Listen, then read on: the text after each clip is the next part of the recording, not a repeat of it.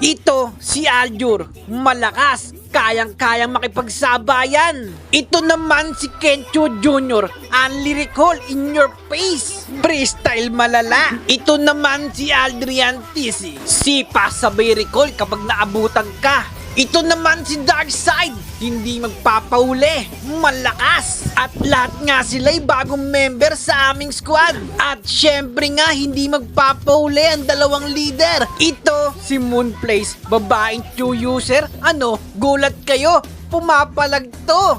Hindi pwede mawala ang bida. Ako si Captain Nels. At sa kwento nga na ito, makakalaban ko ang isa sa member ng Shyrax sa si Jack. Kung malakas nga yung mga member, paano pa yung leader?